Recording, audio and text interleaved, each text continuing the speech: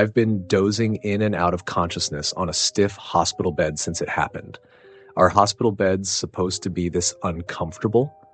One of many questions I can't look up like I used to. I don't know how long I've been here. I don't know if they'll ever let me leave. The doctor said I'm lucky to be alive. Apparently my swerving to dodge that semi-truck saved me, even as it killed a woman, a passenger on a motorcycle. The last thing I remember is her flying up in the air and splashing on that truck. My guilt is indescribable. But this is not about what happened. I'll do my best to avoid self-pity. The doctor lies to me a lot. The most common lie he tells is when the other doctor shows up. See, there's one doctor that's been treating me and who sometimes talks to me. But sometimes I wake from a nap and I see the other doctor facing away from me, staring into the corner of this grimy white room, clear in the maddening fluorescent lights. She does nothing but stand. Long black hair hanging halfway down. She stands as though her muscles are almost unnaturally tight, like she might erupt in a fit of rage at any moment. I always wait for her to turn and run at me. Any second.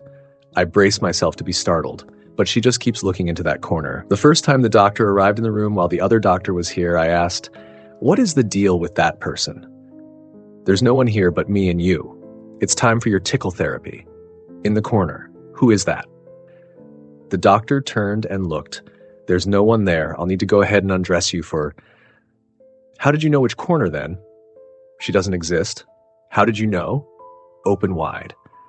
The doctor started making crab-like motions with his hands, those awful white gloves. I'll go ahead and explain that tickle therapy is a process I apparently need to undergo at seemingly random intervals. It is exactly what it sounds like. I cannot fathom what practical purpose it serves, and the doctor doesn't even seem to enjoy it, but he does it anyway. It's miserable. I'll also clarify that he frequently needs to undress me because I am always strapped to this hospital bed. There is no way for me to use the restroom. Only the doctor can clean me up. My only respite from all of this is the dreams. Dreams like this one, where I'm simply living life like it was before the crash, where I can even tell you about my suffering and pretend you're real and reading this, but inevitably, I wake up, back in the hospital room, bound to that stiff, painful bed, and as previously mentioned, sometimes the other doctor is there in that corner, like she might turn and erupt at me.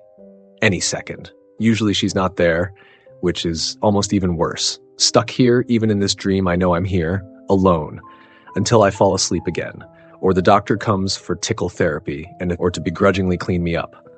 The doctor and that putrid breath oozing from his rictus grin, those angular, rotting teeth. I am trying so hard to not turn this into self-pity. I'm describing the facts. Just the facts. Keep it simple. The doctor's other favorite treatments include the stretching game, the crunching game, and, his favorite of all, the show.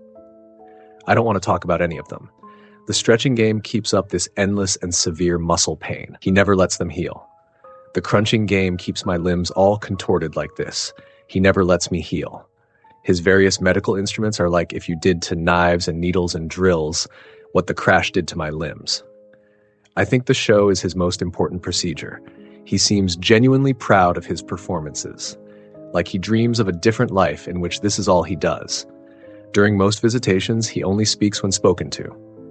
And if during the treatment he calls the show, he speaks endlessly. Sometimes it's something akin to a stand-up comedy routine.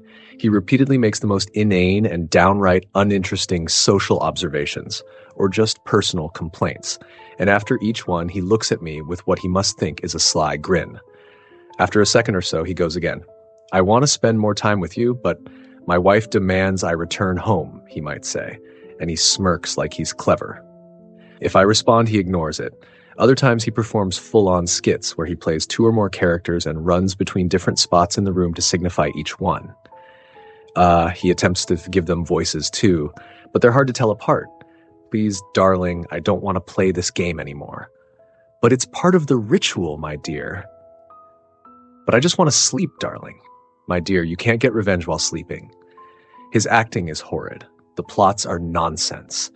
There are other times where he even sings, and these songs must be his own compositions.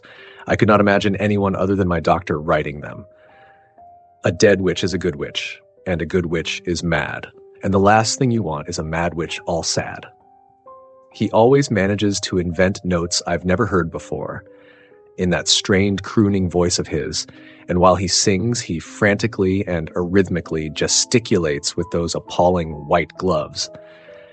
I get the sense he's somehow embarrassed of the show, as it's the only treatment he'll never perform in front of the other doctor. And he should be embarrassed. The show is always the time when I'm most desperate to escape. But with my limbs all mangled up like this, my muscles so worthless, and the doctor always maintaining all of this with such surgical precision, escape is not worth thinking of. By now, it's very obvious that my doctor is a fake, but I need to doubt my sanity. It's the only way. I hope I never wake from this dream. I hope I never have to see any of that delirious nonsense again. I hope I can sit here typing my rant and then share it with the dream people and stand up and go about the rest of my day and never again wake up in that horrible room. I hope for too many unrealistic outcomes. I wish you were real. There is a fourth type of performance in the show. This one initially appears to be a failed attempt at the first type, the stand-up comedy routine. Except it gradually becomes clear that it is not meant to be funny. He just vents, like I'm supposed to help him somehow. This is what his performance was before I fell asleep today. Why I'm typing this. I should have never let her on the back of my motorcycle. I never would have imagined. I'm sorry. You didn't kill her. Not just you. I mean, we both did. Please don't blame yourself. Please. My wife is irrational and powerful. Please don't. I'm sorry. It's time to undress you. If I don't tickle you soon, she'll... And he stopped himself, tears streaming down his face. He is contemptible. He is the direct source of my torment. I still hugged him, so... We still cried together. I know I'm about to wake up now. I know because I feel her presence. I always feel the other doctor when she's in the hospital room. I know if I turn around from my screen, she'll be there, waiting for me to wake up again. And when I do, any second she'll be in that same corner, facing away, like she's about to turn and startle me, any second. Hey, if you enjoyed this story and wanted to hear more terrifying tales, don't forget to hit that subscribe button, like, and share your thoughts in the comments.